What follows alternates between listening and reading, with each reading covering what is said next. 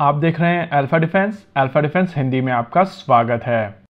आज के इस वीडियो में हम लोग बात करेंगे Pinaka multi barrel rocket launcher system के बारे में। आप में से ज्यादातर लोगों को ये न्यूज मिल चुकी होगी कि Bharat Pinaka multi barrel rocket launcher system Armenia को बेच रहा है और इसको लेकर सहमति बन चुकी है। कल जब ये न्यूज निकल कर आई थी तो पहले मैंने सोचा कि इस टॉपिक के ऊपर एक वीडियो करते हैं, लेकिन थोड़ी देर के बाद में रियलाइज हुआ कि ये न्यूज आग की तरह फैल चुकी है। और जैसा कि अभी आप अपनी स्क्रीन के ऊपर देख रहे हैं, मेन स्ट्रीम मीडिया से लेकर यूट्यूब तक सभी लोग इस न्यूज को ऑलरेडी पब्लिश कर चुके थे।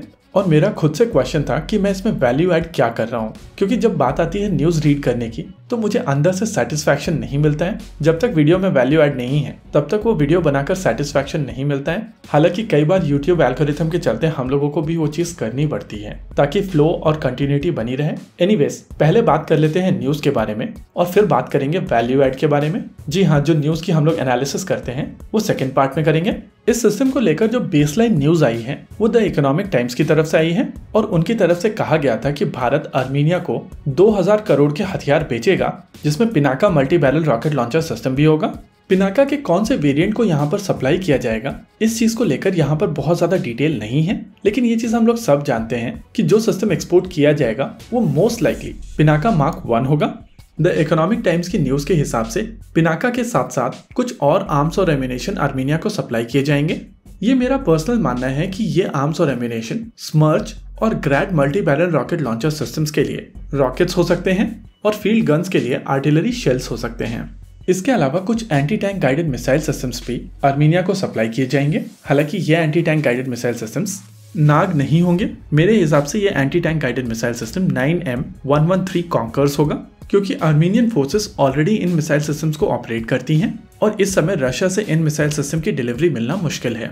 देखिए, ये चीज अब एक नोन फैक्ट बन चुकी है कि आर्मेनिया और अजरबैजान के बीच में जो टेंशन्स हैं वो कभी भी फ्लेयर अप कर सकते हैं और ये चीज एक फुल ब्लोन वॉर बन सकती है। और ऐसे में आर्मेनिया के सामने जो चैलेंज होगा वो काफी बड़ा होगा, क्योंकि अजरबैजान ने पिछले कुछ समय से अपनी मिलिट्री के ऊपर बहुत ज्यादा ध्यान दिया है और खुद को कंपैरेटिवली एक ज्यादा बेहतर आर्मी बनाया है। वहीं अगर आर्मेनिया की बात की जाए तो उनके पास में सोवियत एरा के वेपन सिस्टम्स रहे हैं, जिसके कारण वो अजरबैजान के खिलाफ 2020 की नगोर्नो कारबाख वॉर के दौरान बहुत ज्यादा इनफेक्टिव रहे थे। लेकिन आइए ये समझने की कोशिश करते हैं कि क्या इंडियन वेपन सिस्टम्स आर्मेनिया को अपने फॉर्चून बदलने में मदद कर सकते हैं। देखिए, दोनों ही देशों के पास में यानी कि आर्मेनिया और अजरबैजान के पास में डिसेंट एयरफोर्स नहीं है। जहां आर्मेनिया के पास में 4 Su-30 फाइटर जेट्स हैं, वहीं अजरबैजान के पास में 14 MiG-29 हैं और इसी वजह से दोनों देशों में से किसी के पास भी एयर सुपीरियरिटी नहीं बन पाती है।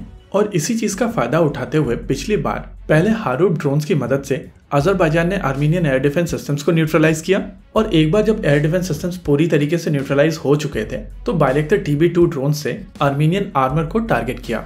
देखिए, आर्मेनिया की तरफ से जो भारत से परचेस की जा रही है वो बेसिक इक्विपमेंट परचेस है, चाहे वो आर्टिलरी शेल्स हो, multi barrel rocket launcher systems हो या वेपन लोकेटिंग रेडार सिस्टम हो। ये सारे के सारे सिस्टम्स एसेंशियल्स हैं, लेकिन केवल इन्हीं वेपन सिस्टम्स की मदद से आर्मेनिया अजरबैजान के ऊपर युद्ध नहीं जीत सकता।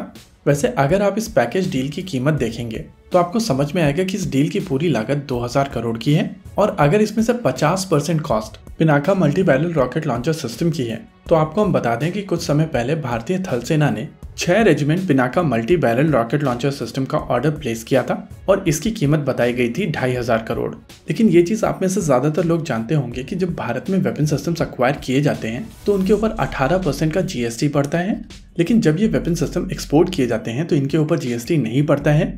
और उस हिसाब से 1000 करोड़ की लागत में आर्मेनिया लगभग 3 regiment Pinaka multi barrel rocket launcher system Bharat से एक्वायर कर सकता है।